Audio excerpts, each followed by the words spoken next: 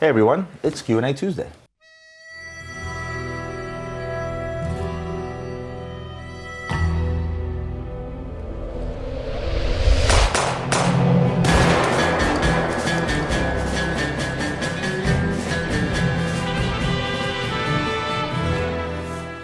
First question from Piman Najari, and again, I apologize if I mangled your name. Hi Roman, great video again, thank you. What do you think about new offshore 42mm chronograph in titanium? I tried 44mm, it looks very big and tall. Do you think the new 42mm would be a better model versus 44 as a resale? Well, my answer is going to be simple for you. On either one, the resale value is going to be better. So you should buy what fits your wrist better. But then again, I'm not the one that cares for how a particular watch fits your wrist. Case in point, I think I showed this thing a couple of weeks ago, the Richard Mille, the RM60. This thing is humongous on my wrist and I don't care. So buy what you like first and foremost. If how a watch fits is your concern, if you throw in resale value into the mix, either one of the new 42mm or 44mm offshores will resell just the same. Here's an interesting one from one of my viewers, Alexis Reyes, and I've answered this. I see this guy's comment, and I don't remember if I've ever answered one of your questions, but this is a bit of a dilemma more than a question. Hello, Roman. I would like to know your feedback on a very particular situation I'm having with AP. I purchased a Royal Oak Chronograph 41 in steel 2 months ago from a boutique in Bal Harbour, Miami. 3 weeks ago, I had to bring my watch to the boutique and get inspected because the hour hand of the chronograph was not working. The watch doesn't have a single scratch, and I'm always extremely careful with it. They shipped it to the service department and told me to wait 4 weeks. I didn't have to pay for anything, obviously, and the warranty covers it. Today, I received the call that my watch was ready, and I get that. I noticed the first few scratches on it, including on the case back. I was very upset, and I let them know I didn't leave the watch with those scratches. He advised me to leave the watch again because the manager wasn't there and the watchmaker was gone for the day. They're going to check a video that I took of the watch when they left to verify the condition. I have to return to the store the next day. The manager is going to be there. I'm very disappointed with the overall experience and I don't know what to expect from it. I don't want the watch refinished. Please let me know what you think and how I should address this problem. Oof, that's a tough one. And well, first and foremost, I'm a bit shocked that you had an issue with the chronograph and the fact that you gave a watch unscratched and came back scratched. That's pretty terrible. I will tell you this, that this watch went out to Clearwater, Florida, which is where they have their service center. That's where the watch was most likely serviced, and that's why the 4-week turnaround time. If you had to go to Switzerland, it'd be a lot longer. I never even knew that they actually take a video of the items coming in. So, you know, obviously, if you're saying that there were no scratches on your watch, they should clearly see on the video that there are no scratches. The fact that there are scratches there now, they will take them out. I will tell you this, they're not going to replace your watch, which would probably be, your initial reaction would probably say, you should just give me a new watch. But one thing I will tell you is that the whole refinishing aspect of things, a lot of people worry about once the watch is refinished, it takes the value down, shaves the metal down, or it just does terrible things to your watch. Absolutely not. Refinishing watches, and I've talked about this in the past, is not a big deal as long as it's done by a professional. If it's done by AP, they can refinish the watch, not tell you about it, and you will never know that the watch was refinished because every single angle is checked by a machine. They take the watch apart, they polish everything extremely properly, and if they can't polish it extremely properly, for example, if there's a deep gash in the back of your case that just cannot be polished out without taking off too much metal, they'll replace the part. So it really doesn't do anything to the value of your watch. And as I said, if they did it and didn't tell you about it, you probably wouldn't even know about it. But then again, with what happened and considering that they scratched up your brand new watch that you're having issues with, one you bought a month earlier with chronograph issues, I would demand a brand new watch. The issue is that you know how long it takes to get one of these watches. These things are forever on back order. That's why they're trading over list. So odds are they may tell you, sure, we'll get you a new watch, wait another 6 months, and I'm not sure you want to do that. But don't put too much emphasis on repolishing a watch. If it's done properly, it does nothing to the watch whatsoever. Your watch will be just fine. Hopefully you get this issue resolved, but it's pretty terrible if you ask me. Dmitry Fishbane commented on my What's on My Desk when I showed Hublot. Hublot is great, especially with the Unico in-house movement. Ferrari is a kiss of death on watch brands, though. I have no idea why. Maybe you can answer that on Tuesday. Dmitry, let me tell you something. I've been wondering that my whole entire career. If you look at Ferrari-sponsored watches, and I don't know what the cause of it is, so I'm not going to pretend like I do. I can only try to come up with a logical explanation that I did in my own head when I asked myself that question. Well, it starts with Girard-Perregaux. Girard-Perregaux had numerous Ferrari watches. They all did like crap.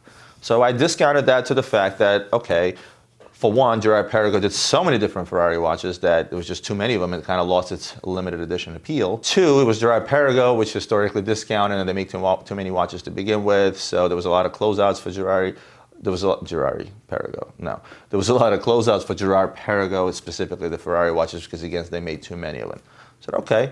Then they went to the next hottest brand, which was at the time Panerai, and they made a whole new line of Panerai Ferrari watches, right? And these things were selling like hotcakes. The ones with the yellow and the red dial, I think the retail at the time was $7,000 or $8,000, and they traded like $12,000, $13,000. And then again, they made so many Ferrari watches that the reference numbers weren't PAM, they were FER, and I think they went up all the way up to 15, which was 15 different models, and each one had at least 2,000 to 3,000 pieces within each one.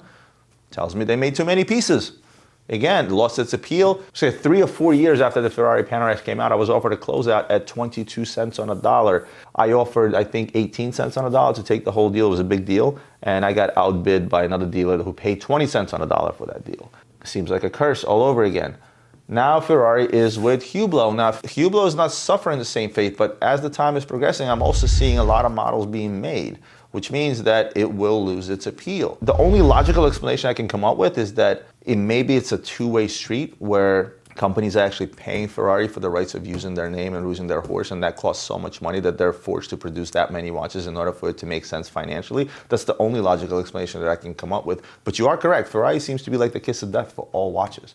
I'd be curious to see if, Rolex is not gonna do any collabs with anyone, but I'd be curious to see somebody like maybe AP do it, or Richard Mille for that matter. Maybe it'll be successful because, Richard Mille is not gonna make too many, and neither will AP.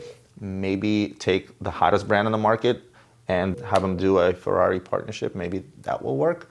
Although Hublot is pretty hot, and Panerai was really hot at the time that they came out, but then it just kind of died. So yeah, definitely the kiss of death. Next question from Jack Purcell. Thanks for your content. Your videos are always first rate. Thank you, Jack. You mentioned trends are going up and down. Are there any brands other than Rolex and Patek that weather these peaks and valleys? Rolex weathers those peaks and valleys. Patek doesn't. If you go back to 2008 financial crisis, Patek took a huge dump to the tune of more than 50% in value. And till this day, a lot of the older stuff is not really selling all that well. And if you look at Patek today, what's selling well? The only thing that goes over list, and there's a hype about it, is obviously the limited stuff, like the anniversary pieces, the 5796, the research piece, and the 5711 in platinum, right? Your stainless steel Nautilus is 5712, 5711, 5980s. All those things are trading through the roof. And the stainless steel Aquanaut, those are the deemed collectible. And really due to the fact that there's a huge hype on the market, supposedly a shortage created by flippers that go out there, buy them from ADs and sell them to guys like us, and then we in turn sell them among each other, and the prices go up astronomically. But everything else, you can get a discount. Any annual calendar, any color Trava, any other regular Patek Philippe pieces that are out there, you can get at a discount. But to answer your question, for the most part, most major brands out there, they weather peaks and valleys. There's a certain limit to where the brand goes up and down. If any Jaeger piece out there is readily available, anywhere from 20 to 35% off, brand new, that you can buy out there, and IWC and Panerai and anything else for that matter, it's pretty steady over the years, right? The ones that take the biggest hits is, again, specific models. For example, like back in 08, the 5980 was trading at $60,000, which trades for more now. But it took a dump to $30,000 because that was a piece that went through the roof. It was trading at double its retail value. But all the other stuff was kind of more or less sticking around that same discount. What doesn't weather the storm, I should rather say, is newcomers. When the market was hot prior to 2008, brands like DeWitt, Custos, some of these newcomers that, they were selling well at sort of that regular discount. Yeah, they weren't selling over list, but as soon as the storm came, nobody cared because they were all forgotten about. In fact, I always felt like a lot of these manufacturers came out in an opportune time, set these crazy retail prices, and all of a sudden, there's $200,000 DeWitts out there selling at 30% off. Well, when the storm came, guess what? Now you won't even get 30 cents on a dollar for them, for example, right? And the same goes with Custos. And a slew of other brands out there. When the digital first came out, I think it was like $8,000 watch. Today, you can give one away for $1,000, Most major brands weather the peaks and valleys, the ones that have been around for many, many years. But a lot of the newcomers can't weather them. And again, even within the major brands like Rolex and Patek, it's still only certain pieces, certain models that sort of peak out at some crazy-ass prices, and then they end up going back down when everything sort of normalizes or something happens. Take one more from Russian Zhang. Love your show, thank you. I've watched every episode since you started out. Question on AP 15300, any thoughts on it with its 39mm size and future collectibility? No future collectability. It's already a collectible. The 15300 SDs on the back of the 15400s and any other plain Royal Oak that's out there have gone through the roof already in comparison to their original retail prices. As far as future collectability, the rule of thumb is the older is the better, and the 39mm is the older one. And it's also comparable to the original Royal Oak that I normally wear, the A series, right? So yeah, 15300 definitely is the watch to have. In fact, I had a client that called me that wanted to trade in his 15300 in rose gold on a bracelet, and I told him, don't do it, just hold on to it, because I only see this watch upticking in the future. But in steel, absolutely, 39mm is that collectible. In fact, if I were to put a collection of Royal Oaks together, I would go to the original guy, which is the one that I wear, right? Then the 15300 SD, and then the 15400 SD. All of them are just as collectible, and it's based on general public opinion and general public demand today. Not to say that I can't change overnight. You know, I remember a few years back, old vintage day dates from Rolex were super hot and collectible, and they kind of cooled off. You know, it's just all depends on the demand of the market. That's really what it's about. Well, guys, that's it for me for today. Wrap this up with what's on my wrist, and this is a watch I showed on WOMD. I don't even have to get my phone out for this. This thing is so big. I've told you guys before, I don't care how big or small something goes on my wrist or what it looks like, and I actually decided to wear this for a couple of days. This thing is humongous. This is humongous. Way too big for me, but the RM60 is just so cool. It's getting warm outside. White strap works. Love it. Anyway, if you like this video, as always, hit that like button, hit the subscribe button if you're not subscribed to my channel, and I'll see you guys next Tuesday.